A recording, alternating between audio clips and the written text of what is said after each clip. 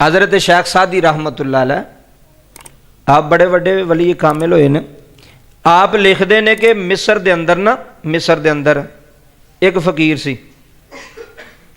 तो खामोश रहिंदा सी। ए खामोशी दे तुहानूं फायदा दसन लगा, जिहड़ा बंदा खामोश रहिंदा है, जिहड़ा ज़्यादा गल्लां करदा वो की, ते जिहड़ा खामोश रहिंदा ओहदा फायदा की जे। ए गल दे विच सबक जो दे अंदर बड़ा वड्डा सबक जे। उन्हें ना खामोश रहना, किसी नहर के किनारे उन्हें डेरा ला लिया, गल कोई नहीं सी किसी ने करदा।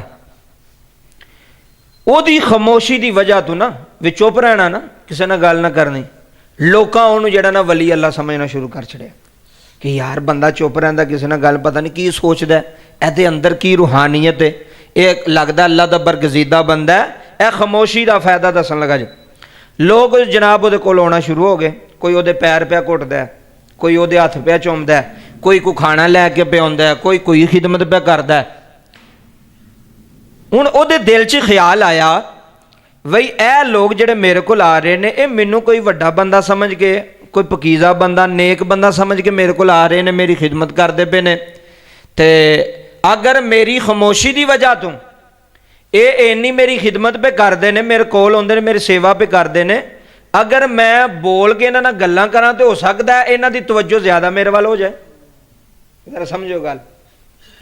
कई बारी सियाणा बंदा भी ना, सियाणा बंदा बोल के आंदा मेरे को गलती हो गई, उत्थे मैनू बोलना, हालां सियाणा बंदा है, मेरे को गलती हो गई, इत्थे मैनू गल नहीं सी करनी चाहिए। खामोशी, किसी आलिम दा कौल है कि खामोशी 70 बलावां नूं टालदी है। जदों तुसीं गल कर छड्डी है, तुहाडा पता लग गया। कई बेवकूफ बंदा भी चुप रहे तो बंदे आंदे ने यार बंदा वाह मोटा ताजा बंदा लगदा, कोई सियाणा बंदा है, गल नहीं पे करदा, पता नहीं ये की केड़ी गल करेगा, केड़े फुल रोलेगा। वो जदों गल करदा तो बंदे आंदे लै ये ते बेवकूफ सी, असीं ते एवें डरदे रहे हैं इहदे कोल, यह ते है ही बेवकूफ सी। ए उलमा दी महफिल विच भी असीं इंज कई बारी हो गया ना कि कई बंदा जुब्बा कुब्बा पा के दस्तार बन के बैठा होवे, असीं आप ही डर जाने यार बंदा पता नहीं किड्डा पढ़िया लिखिया बंदा, ये अंदर पता नहीं किन्ना इलम। वो जदों बोलदा तकरीर करदा तो पता लग जाता भी ये अंदर यह चीज़ है जी। तो खामोश रहन दे फायदे की ने, तुहाडा वकार बनेगा, तुहाडी इज्जत बनेगी। जिस महफिल च जाओ अगर तुहाडे कोल कोई गल पूछी नहीं जा रही, तुसीं खामोश रहो, एवें विच नुकता ना पे बयान करो जी मैं भी आया जी मैं मैनू भी ये गल दा, खामोश रहो। ਉਹਦੇ ਨਾਲ ਕੀ ਹੋਵੇਗਾ, ਤੁਹਾਡੀ ਇੱਜ਼ਤ ਵਕਾਰ ਵਧੇਗਾ, ਲੋਕਾਂ ਦੀ ਨਜ਼ਰ। ਆ ਗੱਲ ਸੁਣਿਓ, ਉਹਨੇ ਸੋਚਿਆ ਵੀ ਇਹ ਲੋਕ ਮੇਰੀ ਖਾਮੋਸ਼ੀ ਦੀ ਵਜ੍ਹਾ ਤੋਂ ਇੰਨਾ ਮੇਰੇ ਨਾਲ ਮੁਹੱਬਤ ਵੀ ਕਰਦੇ ਨੇ, ਤੇ ਜੇ ਮੈਂ ਕੋਈ ਇਹਨਾਂ ਨੂੰ ਕੋਈ ਗੱਲਾਂ ਚਾਰ ਸੁਣਾਵਾਂਗਾ ਤੇ ਹੋਰ ਮੁਹੱਬਤ ਕਰਨਗੇ। ਉਹਦੇ ਜ਼ਿਹਨ ਵਿੱਚ ਖਿਆਲ ਆਇਆ तो नफ्स ने अंदरों कहा भी तू तो बड़ा वली कामिल बन गया, लोग इन्नी दुनिया तेरी सेवा भी कर दी। और जनाब गल सुनियो, उन्हें ना गल्लां करनियां शुरू कीतियां। जदों उन्हें लोगों के नाल मुखातब होना शुरू किया, लोगों नाल गल्लां अगलियां पिछलियां, पढ़िया ही कोई नहीं सी, उन्हें पता ही कोई नहीं सी, तो अगलियां पिछलियां मारनियां सुन। हुण हर बंदा मिंबर ते आके तो नहीं बोल सकता, उन्हें अगलियां पिछलियां मारनियां शुरू कर छड़ियां।